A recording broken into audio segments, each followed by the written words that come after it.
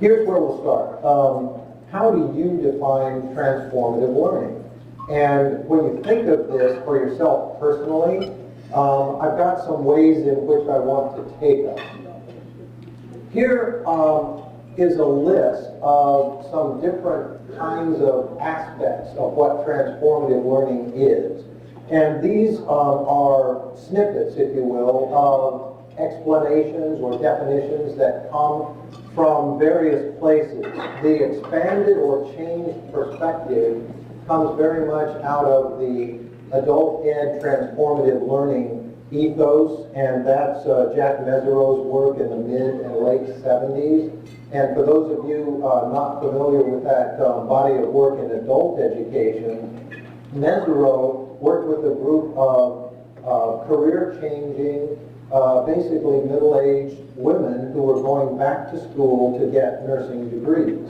And what he learned in the process of doing that research, he conceptualized into 10 different stages of what transformative learning is when it's accomplished. But the trigger is very often what he termed a disorienting dilemma.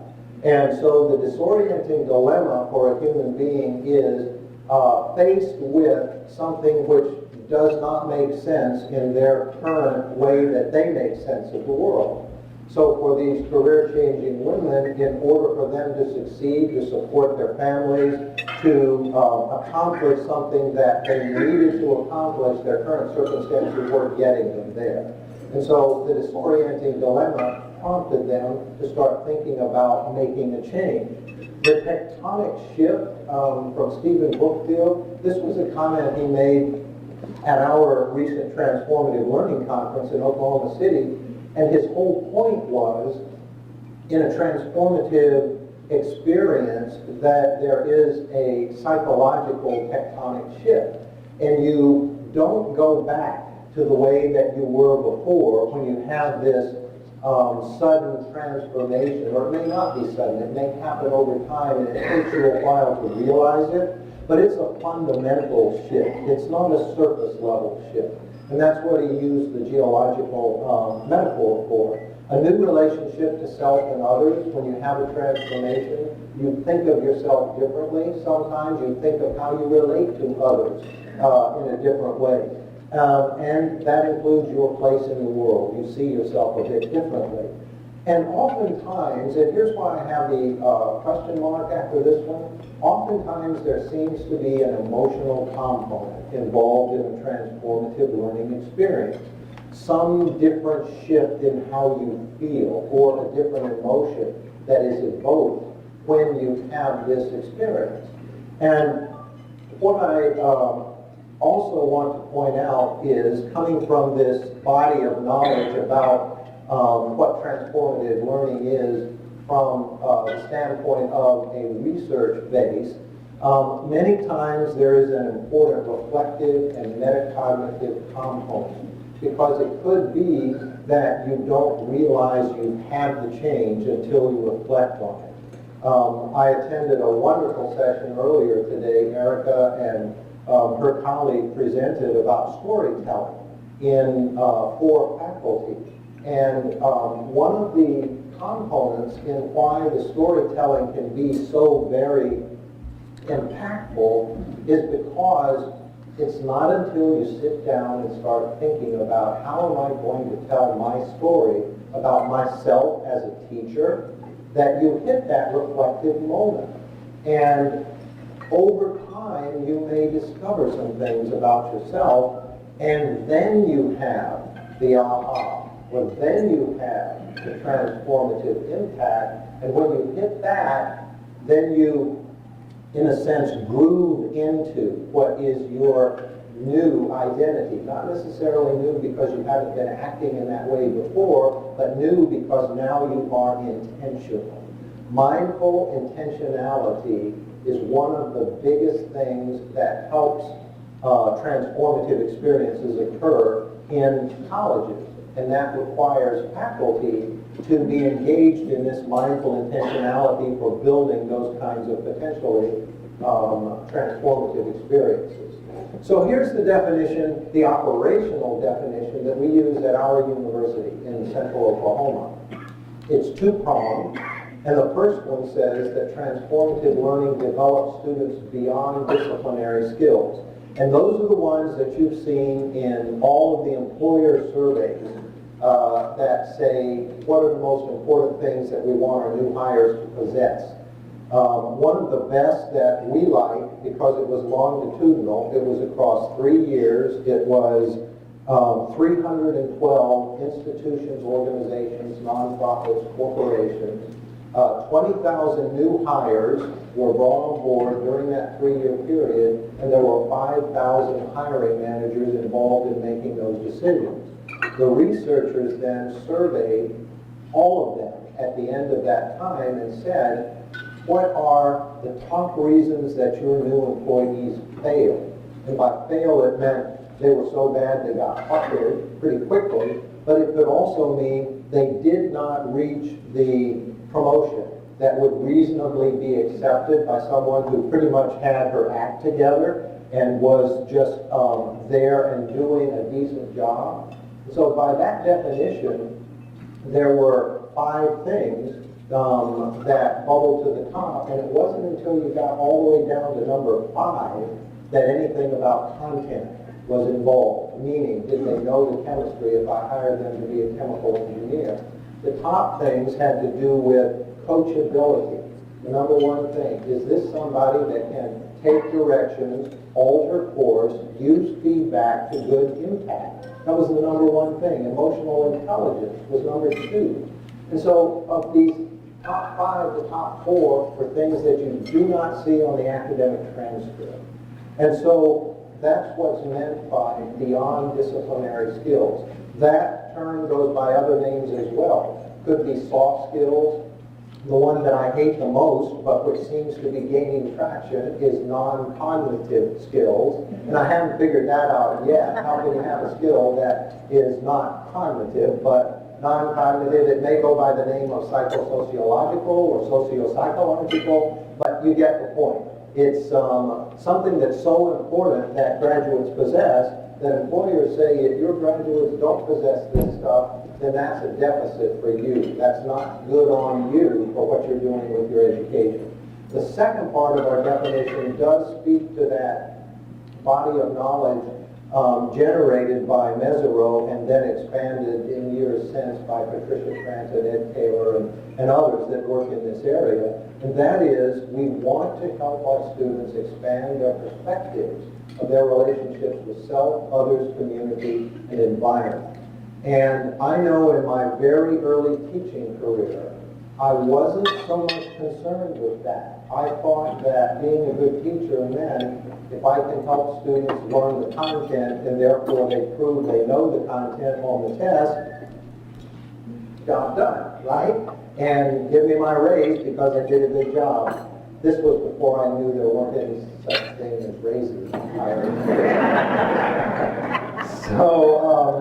So anyway, what we realize is that college is also supposed to be a place where students make some important discoveries that are above and beyond what they learn content-wise in the classroom. Some people, I've heard it explained and described as simply as college is where you learn to be an adult.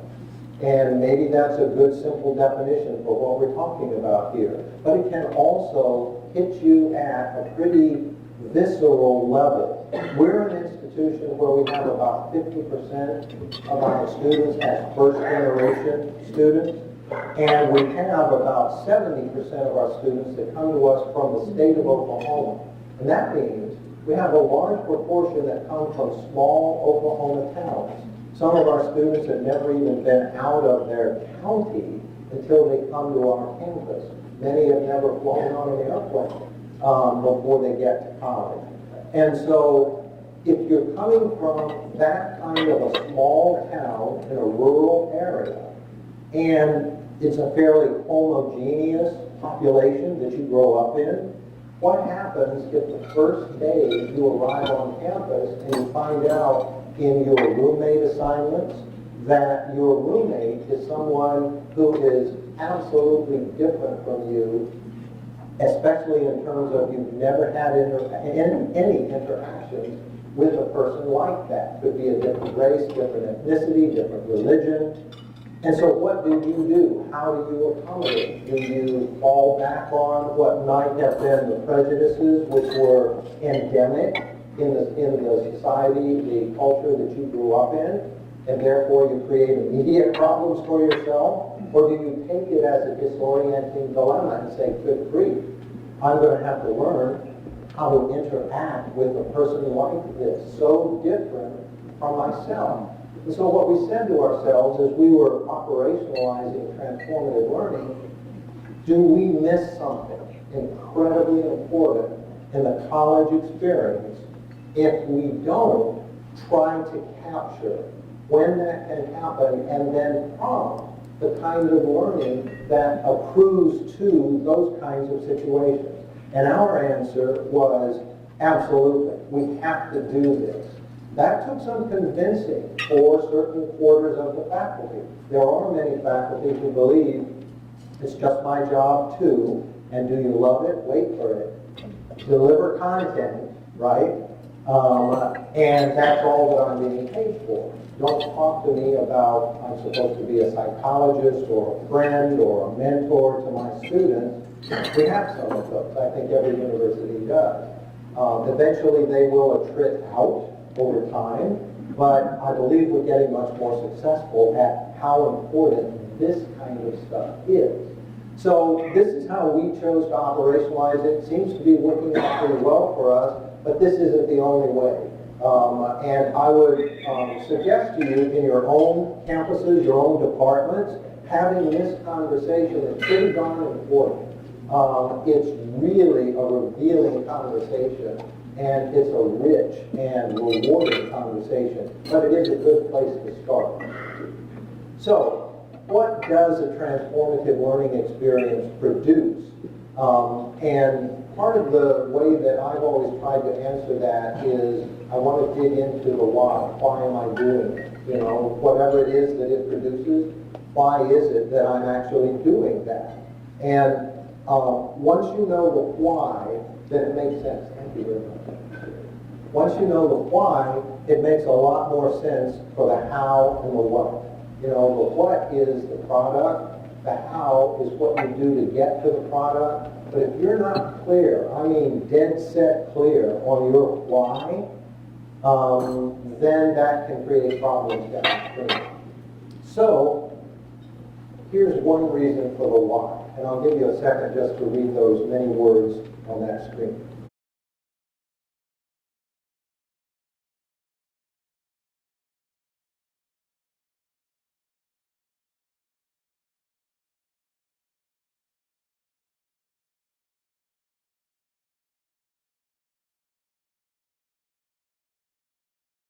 So I can see the inner smiles among you as this young scholar discovered that we old guys are really just as flawed and have all of our problems as everyone else. That was an important discovery because now this individual knows that he fits in the academy, and he's going to enroll in a doctoral program. He's one of our most recent class of honor graduates in transformative learning. What we do is we actually award honor cords in the colors of the associated tenets. And the way that we work our transformative learning process is to route student experiences that are designed to prompt potential transformative learning through our central tenets. And I have a display coming up in a second so that you can see what they are. But they're very similar to what I know all of you have. They might be called institutional outcomes, for example. Many places say communication skills, critical thinking. For us, it's global cultural competency, leadership, civic engagement and service learning, research, creative, scholarly activity, and health and wellness. And so this group of spring 2016 graduates is the group that had achieved that top level in one or more of those tenets. And they received their honors board, and this is our provost in the center of this happy and proud group, and it's a true celebration. And what we also do is we put that documentation as a part of the official transcript. And that speaks to the value that the university places on the mission to create transformative learning among our students. Now, before I go any further, I have to say you can't make a student have a transformative experience, just like you can't make a student learn. But you can darn well be intentional and mindful about building the kinds of activities, environments, and assignments that might make it more likely that transformative learning would happen. So, what might or might not be synonyms for transformative learning? And here you see some options to choose from.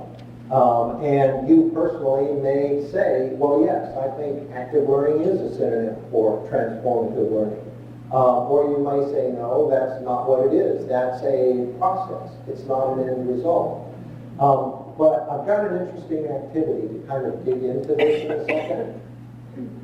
But before I go there, what I want to do is show you what we used as an organizing structure. And many of you are familiar, I know, with George Koo's 10 high-impact practices, and this is based on research from the NESE student surveys over many years. And Koo maintained in his 2008 paper that the 10 practices that you see on the right there are much more likely to result in student engagement as well as higher student academic achievement and other positive outcomes. We, in a sense, map our tenets against those, but we totally understand that routing through these areas is not the same thing as these being instructional strategies. And so that's how we think about things like instructional strategies contributing to helping bring transformative learning about. You can see that we route through our tenets using certain kinds of instructional strategies to help produce transformative learning, but we totally separate transformative learning from the strategies to get people there. Now, to let us know what it is, here's what's coming up, and I want you to just take a listen. I believe the audio will work fine when I play this. How do we make it all happen? Yes, it is. At school, they got geometry and English, biology. I just don't understand a thing about it, man. I just don't get any of it. What about chemistry? That's the hardest one. Did they teach you anything about the atom? The atom, year after year, and I don't know the first thing about it. I can give you the basics of the atom in 2 minutes. You'll understand it perfectly and remember it for months. 2 minutes? You crazy, you know that? I can teach you about the atom in 2 minutes and you go back to school and finish out the year. How about it, huh? Come on, you're a betting man. How about it, Arnold? Yeah. Yeah, okay, sure. You got it. I got your word. Yeah, you got my word. In 2 minutes. We got a deal. Yeah, we got a deal. All right, sit down. Okay. There are 3 gangs on the street, right? Yeah, 3 gangs. And this right here is the territory. Now, here is the neighborhood. Got that? Yeah. And right in the middle of this neighborhood is a gang called the New Boys. Yeah, the New Boys. Good name. Okay. Out here on the outside of the neighborhood, on the edge of the neighborhood, is another gang. You know, these are real negative dudes, really negative, right? Right. And they call themselves the elected ones. All right, the elected. You got that? Really negative. They don't like nothing. Right. Now, they all the time out here circling around the neighborhood, just circling, you know, checking out the New Boys. Now, the New Boys see this, and they get, you know, they figure there's something wrong here, so they make a deal with another gang, a gang of very happy-go-lucky guys. They call themselves the Pros. The Pros. Now the pros are very positive cats. You see, they got all the good-looking women, right? Yeah. See, now the pros and the elected ones, interesting thing, they hate each other. So much so that they keep the same number of members in the gang, just in case you did. Right. So if I got 10 elected ones, how many pros do I have? 10. All right. Now how many gangs do I have? 3. Name them. The new boys, the elected ones, and the pros. All right. Who's here? The elected ones? All right. Now what are they, negative? Yeah, negative. All right. Now who's positive? The pros, and you run out of time. All right. You see right here? The pros and the new boys? They call their hangout the nucleus. Yeah. Now see, that's a real tough word. It's Latin. I kind of think it's Swahili, and it means center. Yeah? What is it? It's nucleus. Say it. Nucleus. Is that really African? Say it. Nucleus. You got it? Yeah. All right. Give me another Swahili word. It's tron. It means dude. Yeah. Tron. Dude. All these gangs like that name so well that they all decide to use it. For instance, the pros right here in the middle start calling themselves protons, and the new boys, well, they start calling themselves neutrons. And out here on the edge here, the elected ones, they start calling themselves the elect. The electrons, the protons, and the neutrons. Yeah. And all this right here, this is the neighborhood. This is block after block of nothing. You understand block after block of nothing, don't you? Yeah, I know all about that. And your time is up, Professor BJ. Good. I was finished anyway. Now you go on back to school. School? Man, all I know about is a bunch of damn gangs that live in a round neighborhood. Arnold, that's the atom. That's it, man. That's it. What's this right here? Huh? Protons and neutrons. All right, they call this the what? Nucleus. All right, what are these guys up here? Electrons. Are they negative or positive? Negative. And how do they move? Round and round. And if I got 2 of them, how many protons do I have? 2. Now, protons negative or positive? Positive. All right, and what's all this right here? Oh, that's the neighborhood. Which is? Nothing. You got it, man. You can name it.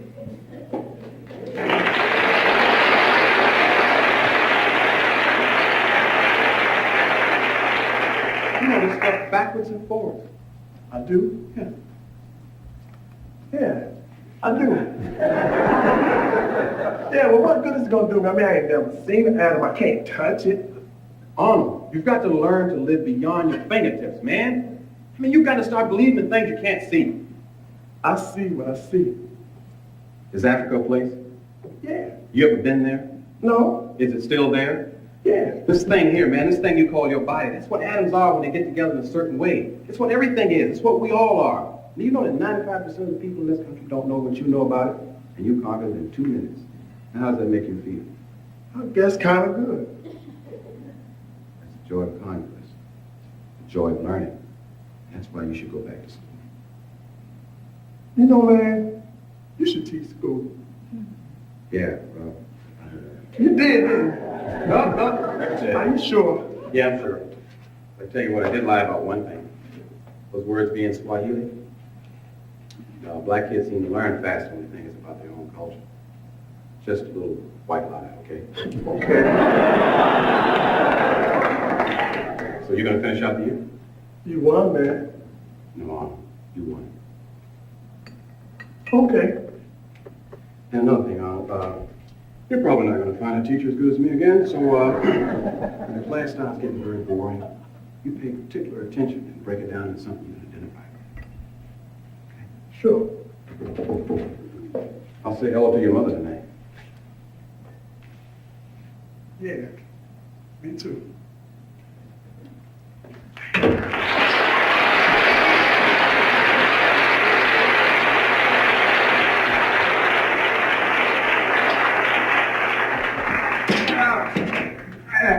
So that's a really, really powerful example, I think, of a transformation that happened in a student, right?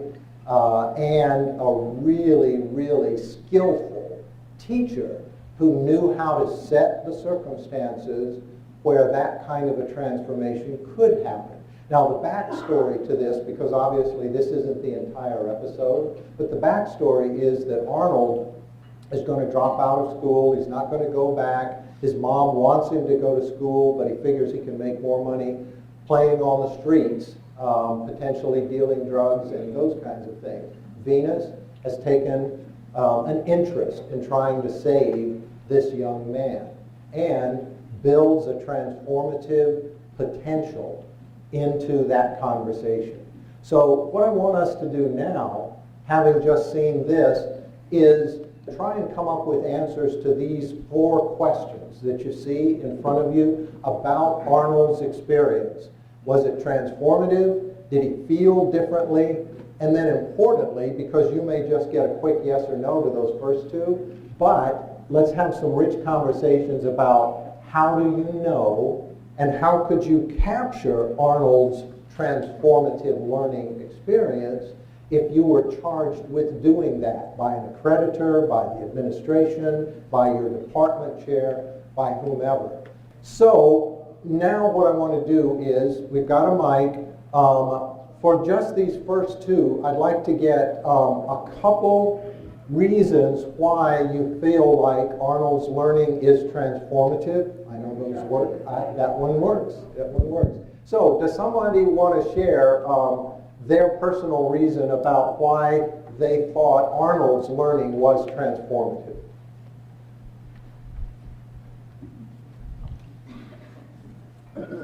Just looking at the body language, when he straightened up, he stood up, he had a smile on his face, he straightened his pants, and then he even verbally stated that he would go back to school.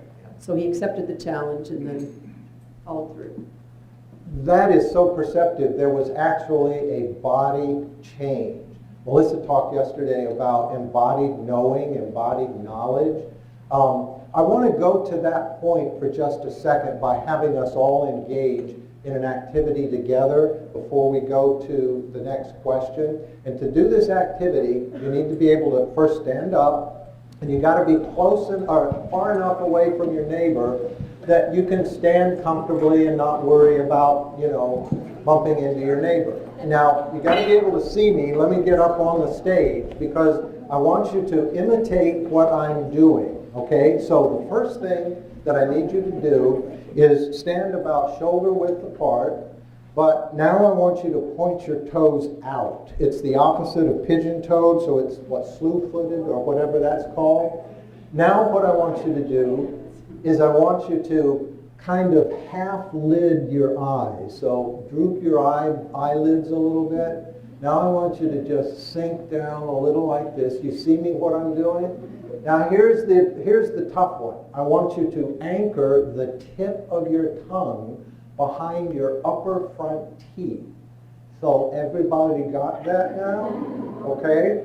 Now, half-lidded, slew-footed, you're kind of slumped down, and you got your tongue anchored behind your top teeth. I want you to stay with me on the count of 3. I feel so intelligent. Okay? 1, 2, 3. I feel so intelligent. Okay, thank you. You can sit down. Now, by show of hands, how many of you felt authentically intelligent during that activity? Okay? Our bodies know when we know, and our bodies know when we don't know. And one of the things that can be a hallmark of a transformative learning experience is that there is a change in the person's body. Now, we could get into the scientific research about this, actually changes in coherence, heart rate coherence, different brainwave activity, and so forth. But you proved it just simply by the little activity that you did then. So one of the ways that you might know is by observing your students and what do they look like? What do they feel like? Is it a greater sense of animation during the learning activity? That might point you to perhaps there's a transformative moment involved here. Okay. So in answering the first part of where we went in our table discussions, which was, how are you going to be able to recognize, but then more importantly, how are you going to be able to build an environment where transformative learning is likely to happen? I refer you now to the work of Edward Deci or Deci. I apologize which way I don't know to pronounce the last name. It's D-E-C-I. And a very famous psychologist who did work over a number of decades, but he published a book in 1996 titled Why We Do What We Do. And it was basically a summary of 25 years' worth of his and his colleagues' research into human motivation, including student motivation. And what he and his co-researchers discovered after their very, very extensive meta-analysis, plus informed by their own research, was that you could boil down to pretty much 3 reasons why students, or humans in general, would have intrinsic motivation to do something. And the first of the 3 is autonomy, meaning in the classroom example, students feel somehow in control. There are some choices that they can make about their own learning. It can be as simple as if you're presenting a lesson in a particular class period, you have 2 ways that you can do it, and you give the students the option. It can be something as simple as that. But if you think about what lack of autonomy means, what is the greatest way to kill a human's motivation? And that's to take away all his autonomous choices. In other words, prison. I no longer have the ability to make any decisions in prison. My autonomy has been killed, along with my motivation. And the people that overcome that are truly remarkable humans, but you get the point about why autonomy is so important. The second is what you saw demonstrated in one regard with Arnold and Venus, and that is personal relatedness. Venus was able to teach that lesson, which had a transformative impact on Arnold because he found a way to connect it personally to what Arnold knew and what Arnold was comfortable talking about, and actually had some agency in talking about. If you think about it, Arnold may and probably did consider himself an expert about streets or gangs on the street. But nonetheless, when Venus was teaching the lesson, the personal relatedness connected with Arnold and with Arnold's world. So Deci and his researchers discovered that yes, if you can somehow connect the content to the student's personal life, you're much more likely to have that student engaged in an intrinsically motivated fashion. And the third one is one that is so simple to accomplish in our college classrooms, and yet it's one that most faculty never do. And the way that Deci described it was sense of accomplishment. If I'm doing something and I want to be intrinsically motivated to continue doing that thing, I need to have some sense of accomplishment that I'm actually achieving when I'm doing that thing. I'm not going to get to the transformative moment if I'm never intrinsically motivated to be there with the teacher in that space. So when I explain this, I use what I call my haircut analogy. And the haircut analogy is, assume that you've just come back from the barbershop, the beauty parlor, from Supercuts, wherever it is that you get your haircut, and you go home and you look in the mirror and you notice, well, it was a good haircut, it was a bad haircut, but whatever kind of haircut it was, you see how short, how long your hair is. Well, over the next 6 weeks, when you look in the mirror every morning, you notice no difference in your hair, right? And at the end of 6 weeks, though, if you look in the mirror and had you taken a picture of yourself the day you got your hair cut, you look in the mirror and you hold the picture up and you do a comparison and you say, oh my gosh, my hair's grown, right? We probably have never done that exercise, but it's a beautiful analogy for what happens when students incrementally build the knowledge and the skills that we are facilitating in our classrooms. And do we give them the opportunity? Do we expose to them the chance to have a sense of accomplishment, to continue to be intrinsically motivated or even to light the fire of intrinsically motivation? And the answer to that question is most faculty don't know to do it, and therefore they don't do it. But it can be so simple as saying, do you remember class when we came together the first day, the second day of class, what you knew about, and then pick a content, name a content that you've been studying for the past month. Do you remember your performance, what you knew at that time? Well, here's your latest paper. Compare what you know now with what you didn't know only 4 weeks ago. Students would never think typically in those terms because it's like watching their hair grow in the mirror. They're not aware necessarily of the small incremental gains that they have made. And yet, if we can take the opportunity to provide that to the students, that may be something that turns on a pretty important switch. It's like, oh my gosh, I didn't realize that I have actually learned something. And just as with Arnold, that's a good feeling. You know, in our brains, the neurochemicals that get fired when learning happens, those feel-good chemicals, those are the same chemicals that get fired during good sex. Okay? So who's going to lose then, right?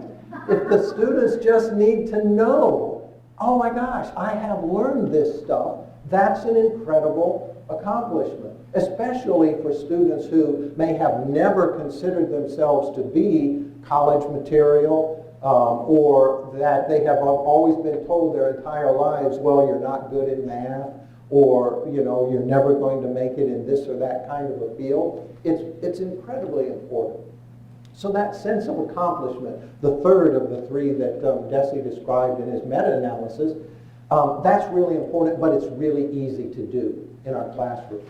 And it can trigger some important transformations. And so to your comment about, was it about Arnold learning about the atom or Arnold learning about learning, the reason I love the both and answer there is if Arnold learns about learning and his ability to do it, then he's going to be more eager to take on more learning tasks about the atom.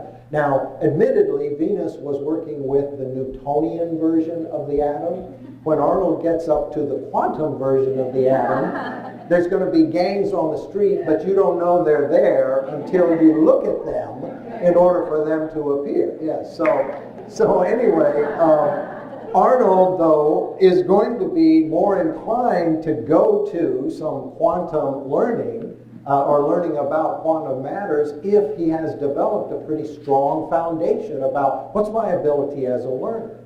And so for us to build or to craft these transformative learning opportunities, one of the things that makes for good characteristics of those learning opportunities is, at its heart, good teaching, but I would go one step further and say it's good teaching that takes into account the student's holistic development. And that means that we have to go to the places about teaching students how to learn, teaching students about their potential to make change in the world, good, lasting, impactful change in the world. One of my favorite sayings as a faculty developer has always been, we teach the students we have, not the students we want. And so the students that are in your classroom, those are the students, in spite of the fact that they're not like the students in the good old days, when all students were like me, when I was a good student, and I read before class, and I was diligent, and I listened. If that's not the student that's in your class, that's not the student you're going to be teaching. You're going to be teaching the student with a 7-minute attention span. You're going to be teaching the student who has been told all her life that she's not good in math. That means for you to be successful in transforming that student's life, that you have to think about and be mindful about taking on the responsibility to say, I've got an opportunity here. I have a chance to transform a perspective that this student holds about herself or about her relationships with the world, and take on that responsibility and that opportunity willingly and enthusiastically. Because I think that that at its heart is probably the number one characteristic of how do you teach transformatively. The sole bottom line answer, in my opinion, is that if the faculty member takes on the opportunity to make a change in a student's life, then transformative learning is far more likely to occur. And it's simply the acceptance of that opportunity. And I said responsibility a second ago. I don't even look at it so much as that, in that way, as I consider it to be opportunity. Because imagine it, you have the opportunity to change a human being's life for the better. And we so often forget about that when we're so focused on teaching freshman composition or chemistry or sociology or theater arts or whatever the content might be. We have to remember that even though we may have our degree in history and we are teaching world civilization, that if someone walks up to the street and says, "What do you teach?" our answer is not, "I teach history." Our answer is, "I teach students." Because when you do that, in the process, those students are going to learn the history better simply because they connect with you better. And the potential that you have to be a transformative impact or to have a transformative impact on your student's life goes up dramatically. And so I think it's a matter of, do I accept the opportunity to make this difference? And if I do, then now when I'm sitting down before the semester or the term starts, and I'm constructing my syllabus, I'm thinking through, okay, what are the 15 weeks of the class going to be like, or the 10 weeks, or whatever. Where are my opportunities? Where am I planning in my opportunities to have this kind of an impact? And I'll just guarantee you that if you look at your syllabus and you think through, not from the perspective necessarily of, I've got to have this order of topics covered to get to the final, but also from the perspective of, where are 2 points, 2 places during the course that I'm teaching that I can see this golden opportunity to have my students learn something about themselves in the process of learning about X, Y, or Z concept. And I'll guarantee you that you will find those places. And I'll give you one clue about what can be a trigger for that. And this can also be very, very good in constructing a transformative learning environment. And that is to share of yourself. If you tell about yourself, then that can be a powerfully connective way for you to draw your students in. And these kinds of personal stories, I know many faculty sometimes say, wait a minute, there's a line, I keep that fourth wall between me and my students. But when you share of yourself so that your students know of your enthusiasm, your struggles even as a student in this discipline, it makes a huge impact on them. One of the things that is so powerful from a student perspective is to hear her professor think out loud. And to think out loud demonstrating the struggles that she had when she was struggling with the same concept. And if you share that kind of a story, then the students start thinking, oh my gosh, here's this PhD that knows all this kind of stuff that's up here, that's sharing how he struggled with these same topics. So I'll tell you a great story about Brad Painter. Brad teaches math and statistics at our university. And one of the classes that he teaches, in the panoply of all college courses for all time, is sometimes identified by students not necessarily in the know as being the most difficult that you could possibly take, okay? And so he discovered very early on, he started with us as a new professor, and he said, I saw very quickly that my students were just not believing that they could do this stuff. And so what he did was, first of all, he self-admitted that he's a horrible, horrible basketball player. And I can attest to this fact, okay? Because what he did was he got a buddy to go out on the basketball court at the rec center with him and just, using an iPhone, filmed this little pastiche of Brad being terrible at basketball. Missing layups, bricks all from the foul line. Don't even talk about three-point shots, dribbles off the foot. It's just embarrassingly bad. So what he did was he came in one morning at the start of the class and he said, before we go anywhere, I just want to show you something. He dimmed the lights, dropped the screen, and he played this video. And I talked to one of the students after he shared this experience with me, and the student said, we couldn't believe it. By the end of this 60-second video, everybody was just in uproarious laughter, and we're thinking to ourselves, my God, why is this PhD embarrassing himself in front of this entire class? So the video ends, the lights come back up, and Brad says, you know what? How many of you, first of all, think that I'm a really terrible basketball player? And of course, everybody, their hands all go up immediately. And then he says, but tell me this, if I practice 20 minutes a day, 5 days a week, for the next 12 weeks, how many of you believe I'm going to be a better basketball player? And everybody in the class raised her hand. And he said, so I'm standing here in front of you to tell you that as difficult as you think this stuff is right now, you give me 20 minutes a day, 5 days a week, and I will coach and I will help, and I will guarantee you that we'll get through this together and you will pass this and you'll know this course content. And wow, what a transformative moment for those students in that class period. And the student who was relating this to me said, it was like this eye-opening moment for us. And then me and my buddies got together. We formed a study group, and we committed those 20 minutes. And the student who was telling me this was really proud. He said, and I got a B+ in the class. I mean, you could just see this big smile on his face.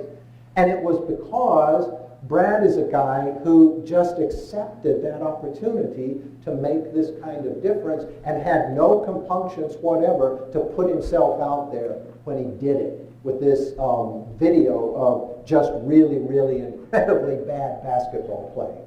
So it's a good story to illustrate if you take on this opportunity, then the chances are dramatically improved that you're going to have a transformative impact on your students in your class. So in the few minutes that we have left, I want to share a couple of other things. I want to make one final point and then show a video clip of some of what we're doing down at the University of Central Oklahoma.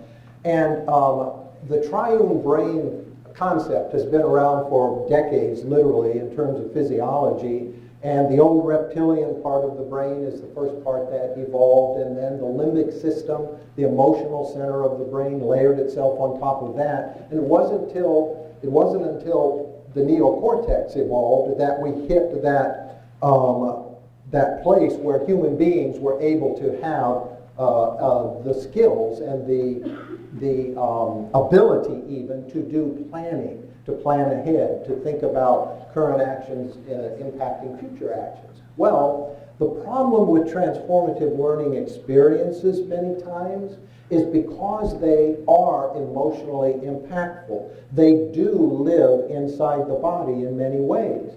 And emotions in that limbic system, that's not the part of the system where verbal processing and the language centers live.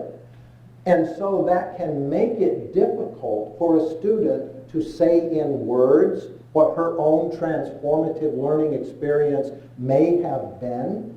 And so that's why I always recommend that one of when you're trying to assess for transformative learning, one of the things that's very useful to do is to find nonverbal ways where students can tell you that there's been a transformative experience.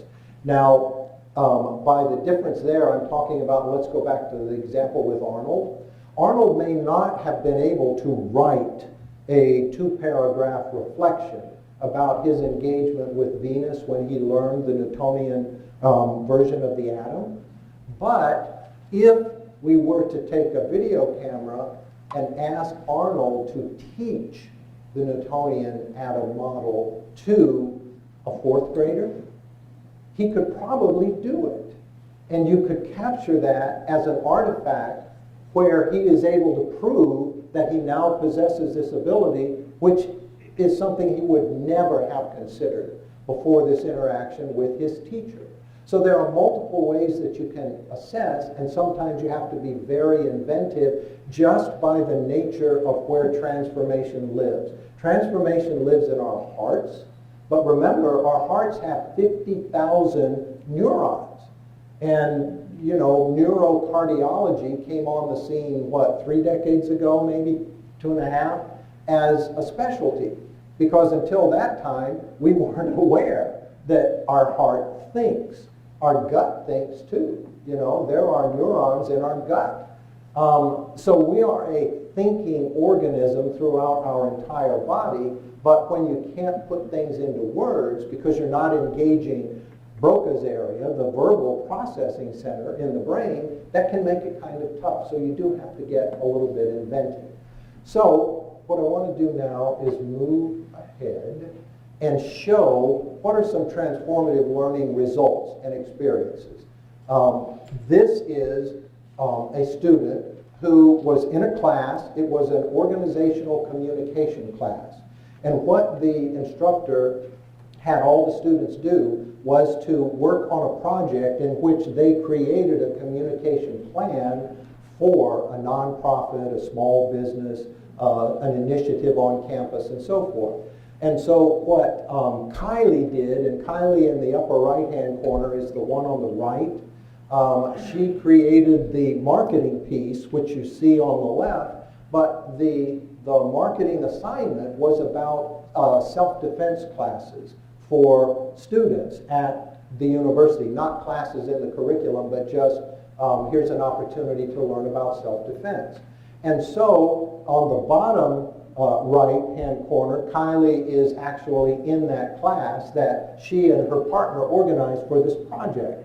And the impact that it had on her is that when she felt that she could defend herself to a greater degree and was not so fearful, not that she was reckless, but she learned some things, for example, about being aware of my surroundings. And if I do find myself in a situation where I'm being accosted, what is the proper approach to take? She had an increase in her own sense of self-worth. This was something that was totally unexpected for her. I don't know if the instructor knew that it would come about or not, but man, what a beautiful transformative experience. I'm doing this project about creating a marketing plan or a communication plan, and in the process, I'm discovering that I have a greater sense of self-worth because I don't feel so out of control in terms of my own personal safety. So it's a great example of an unexpected transformative outcome, if you will. Stellar stands for Student Transformative Learning Record. It's a way to build your resume or portfolio. Stellar is a really great way for us to see what we're doing inside of the classroom and outside of the classroom, like service learning. And it's also a really good way to track your progress throughout all the projects that you do and to see how you've grown as a student throughout the years and to build these new connections and these new networks that you wouldn't have previously had. Right now, I'm working on The Taming of the Shrew by Shakespeare. It's a full-length play, and it's set in Shakespeare's original staging conditions. So We have no lighting, a very basic set, and what we are doing is through the help of the Stellar Project, we are traveling to a different school every week in April to perform our show and to teach workshops about Shakespeare, whether it be like fight choreography or scansion and iambic pentameter. Everything that we do here, everything that's in our curriculum, everything that we're taught, and everything that we are encouraged to experience has a purpose and is there for a reason. And I feel that it's just a matter of taking those opportunities and seeking those opportunities because they are really effective. Even though it's called Stellar as a student transformative learning record, I think there's value in looking at how faculty are demonstrating those central 6 tenets of the student transformative learning record as well. We should all aspire to be good leaders and to be engaged in our communities and to be active in research, creative, and scholarly activities, and to understand, to have some competencies in global and culture awareness. Having faculty think about those different components of the Central 6, the stellar components, it just broadens our horizons and it gives us new ways to interact with students. It's helped me realize that I'm not just here to teach chemistry.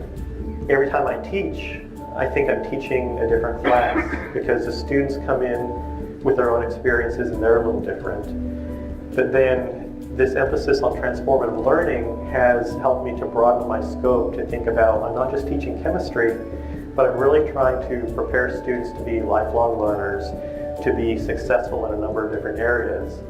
But at the same time, I think we have a lot of staff here at UCO who can help students, and they actually want to help students in a lot of ways.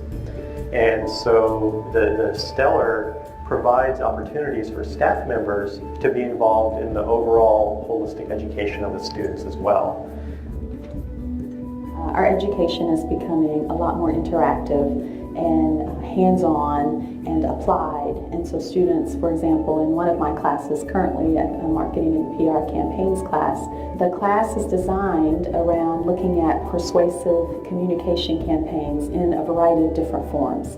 The students now have a client. The client is really wanting an evaluation of their existing communication efforts. It's a wonderful opportunity for the students to get real client feedback and the students to actually simulate an experience where they're competing against other teams in the class to try to get a first place ranking from the client.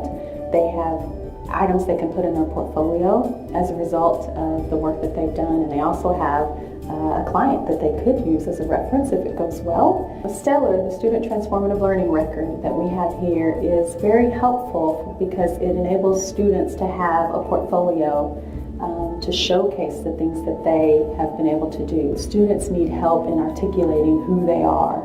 Well, Stellar provides that sort of information for a student to help differentiate who they are, the activities that they've been involved in, how they've grown, what they've learned.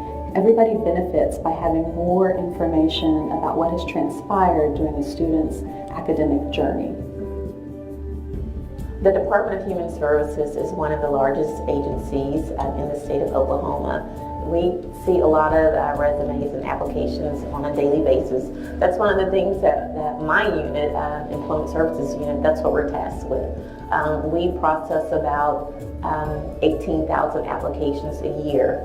Having the necessary skills and abilities and attributes that sets you apart from the crowd is really vital.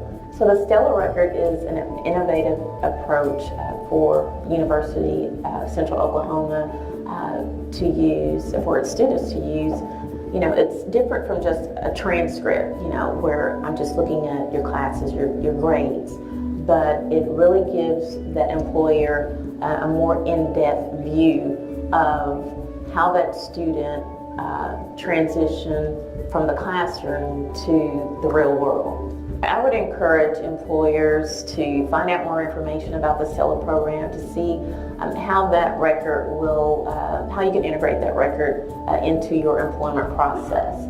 I would also recommend just developing a partnership with the University of Central Oklahoma. Contact their career service centers, contact the professors and the schools, the colleges that are more specific to the area in which they do business, to develop those relationships.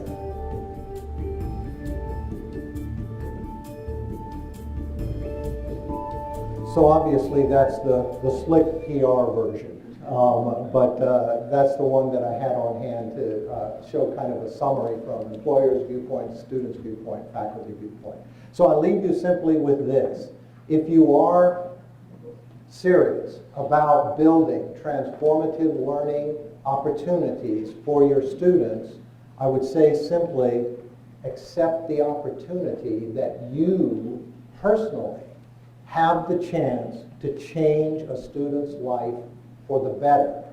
Not that you're making assumptions that their lives aren't necessarily great anyway, but to make it even better. If you take that on as an opportunity as a faculty member, I guarantee you there'll be more transformative learning than would have occurred otherwise. So thank you, I appreciate it.